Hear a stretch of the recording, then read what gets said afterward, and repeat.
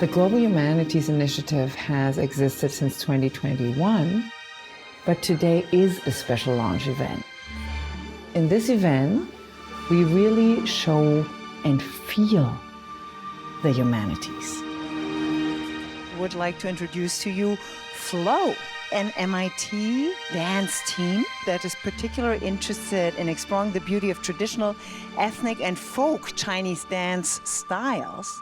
They also have one piece that they'll now perform for us called Arirang, which is a folk song that is the soul of Korea. There are so many different versions of that.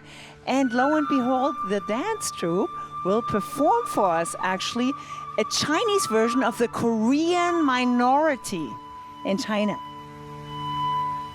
The Korean people sing this arirang in every occasion. When I hear that song of arirang, especially abroad, it is very emotional.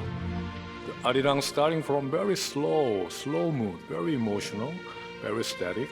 But later on, it is changing to very dynamic, activity. So it just express sad and glad, pleasure, everything. So this is the really the traditional, I think, the feeling of the Korean people. We want to showcase how we take the Global Humanities Initiative really seriously and how we grow this to include all the cultures in our study of the human experience, the past of that, and the ways we bring the best techniques into the present to address the most challenging problems of our time. We work with scholars and students and practitioners and politicians and diplomats across the world. We select special partners with whom we collaborate on a much deeper level than typical university collaborations. And for us at the moment, that is Korea University in Seoul. South Korea is a very important place for soft power because already over the past millennia, it was always trapped between larger powers like China, of course, Chinese dynasties, Japan in the modern period. And in that sense, it is just an artful thought leader in that area. Especially when grounded in its core principle, diplomacy can still play a vital role. I believe its essence lies in a deep respect and compassion for humanity. When MIT was founded in 1861, the motto was mens et manus in Latin, in English meaning mind and hand. And we have now added to that in Latin core, the heart. GHI, the MIT Global Humanities Initiative, tries to transform the humanities and social sciences for a new age, for STEM, the arts, and the humanities, a new model really for the modern research university in our education. Human insight is not just complementary to technology, but a guiding force. Only by understanding our past and present can we build a better future and a better world. With this launch event today, we are also majorly celebrating the Global Humanities Initiative has been designated as faculty-driven initiative within MITHIC. The MIT Human Insight Collaborative.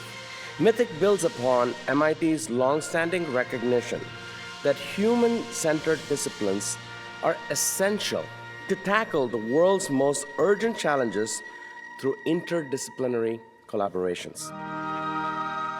The MIT Global Humanities Initiative consists of 9 pillars around an area expert hub, all centered on the good life and human flourishing. Acknowledging the very interconnectedness of life on Earth is what produces life-affirming knowledge, ethical solutions, and sustainable futures. At the heart of the new learning infrastructures that we need to create lies the capacity to tap into the deepest sources of who we really are. to foster innovation that bridges both theory and real-world conservation practices. To restore what authoritarian systems try to erase, personal agency. Using games and play to explore issues around diplomacy, peace, and resistance. Leonardo da Vinci was deeply concerned with philosophy and metaphysics and all these things that we know are humanities related. It's about empathy, it's about patient-physician connection, and I think with psychiatry and mental health that is so important, and why I believe that humanities education along with STEM education is what can really make you a successful physician as well.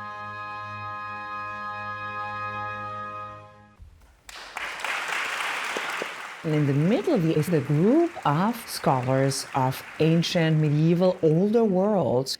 And we draw on these scholars for all our projects because they give us an indication of what the human experience has been in deep time and deep space. Islamic Iberians translated the great works of antiquity from Latin and Greek to the vernacular Arabic, and from the Iberian Peninsula traveled to Europe, and the pathway to the Renaissance was set.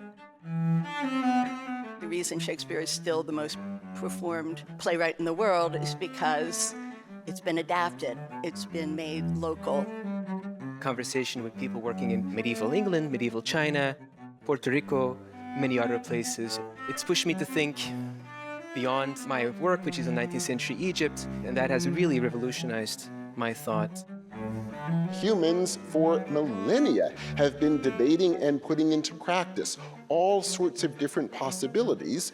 And what excites me about this project is Wiebke is saying, what if we explore the extraordinary ideas and practices that have arisen throughout world history? We compare them, we think through the implications of their power, and we present them in a way that they're not museum artifacts. We present them in a way that everyone can learn to take seriously. Over the past decades, the most cutting edge, the most unusual, the most risky kind of research is now not necessarily being done at universities, but often in startups and spin-offs. And I think the Global Humanities Initiative is an example for that. It has been nourished and it has the platform of MIT and of the MIT Human Insight Collaborative. But it also has partners to be out there in the world and driving innovation across many other sectors, such as diplomacy, politics, NGOs, education on a global level. And our main partner for that is an organization called GESTA, the Geneva Science and Diplomacy Anticipator. We have Grammy Award-winning, amazing cellist Mike Brock, who came out of the Silk Road Initiative, who's leading the Global Musicians Workshop, and who, lo and behold, is part of our initiative. The piece I just played was composed by Johann Sebastian Bach 300 years ago.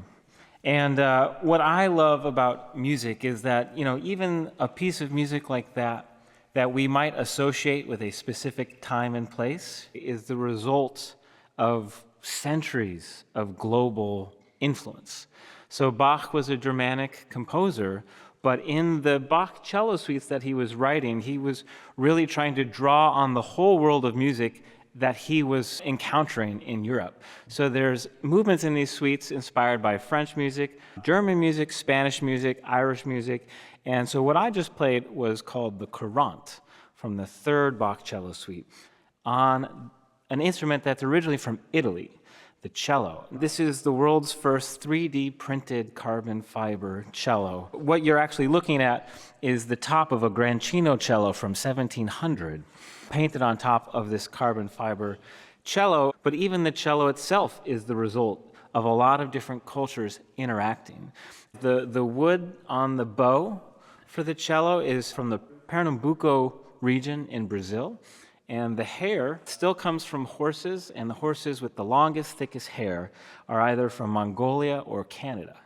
And the ebony of my fingerboard comes from Africa, and the red dye on a wooden cello's varnish comes from a plant called dragon's blood from Indonesia. And so I come from Kansas, which you knew instinctively was funny. But essentially, even to bring to life the pinnacle of Western classical music. It brings the world together across centuries, across cultures. And that's what I really love doing musically, is this cross-cultural collaboration, everything everyone is talking about for their GHI pitches. And so one of the most amazing things about the humanities that I think will be recognized over the next 10 years at least from neuroscience, coming out of cutting-edge neuroscience, is that the humanities are good for your health. There is a nerve called the vagus nerve. And that is responsible for the parasympathetic nervous system, the rest and digest system, as opposed to the fight or flight.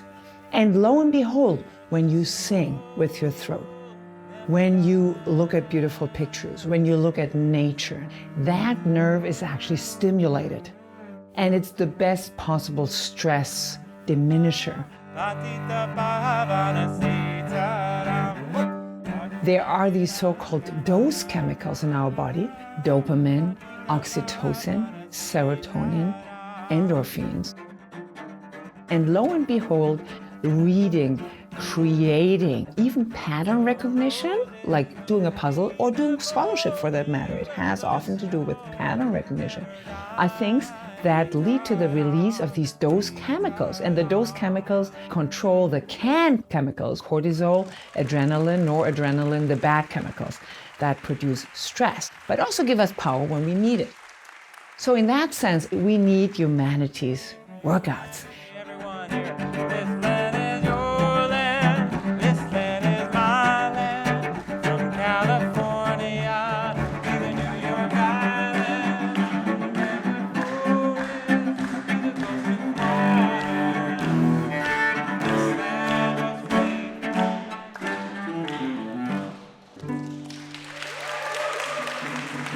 So we also have come up now with a collective project that focuses on one of the most challenging problems we are facing in the world right now, our own mental well-being. We are now calling back Flo for another piece on the water. 在水一方. Meditation, prayer, ecstatic dances, any form of contemplative practice across human history. And we study how specifically do these practices actually enhance health through stimulation of the vagus nerve, through the release of neurochemicals. And based on that, we develop a health protocol, a humanities workout. We also bring in the AI folks, and they are working on tools such as wearable biofeedback sensors and also AI bots to actually train self-enhancement techniques. We're going to proceed with a painting donation ceremony. And this is particularly significant since we really emphasize the importance of traditional arts and how they come into modernity and into the contemporary moment. And that's exactly what Korean folk art is. Folk art painting in Korea is amazingly popular. Tens of thousands of people practice this. It is a way for them to connect to the heritage. It's a way for them to calm themselves, to have a positive outlook on life. We have 3 artists and the director of the Folk Art Academy in Seoul, and they are donating 2 such paintings to the Global Humanities Initiative as a symbol also of a form of artistic and public diplomacy. It is a so-called chekkuri or chekkado, which you can translate as still life of books. And it's very interesting, the history, because it came through the depiction of kind of curiosity cabinets from Europe in the 17th, 18th century to China, from there to Korea, and it took a very particular form there of focusing really on scholar offices on the book. So, before I send you off, I had to change my outfit. Every student at Korean universities has this kind of outfit. And now, as we launched the new Global Humanities Institute at Korea University, my colleagues there said, you gotta have one. And I'm putting this on now to call to the stage Johan No, graduate from Korea University. For the last 2 years, he has been coordinating the Global Humanities Initiative. He is now going on to be the coordinator of the Global Humanities Institute at Korea University and also actually to a research professorship there. And Johan, I cannot thank you enough for these last 2 years. That has been really amazing. And as a little gift, please put this on. Don't forget us as you go off to Korea, although we'll have our annual conference there in November. Thank you. And this is exactly how we want to model what we mean by global at the Global Humanities Initiative. It is really about very deep collaborations that I have not seen happen anywhere else. It's not just kind of holding a conference, sometimes meeting students. It is on a very deep level. And we will be bringing our students together also. We've already done that for global classrooms. That's what we mean by global.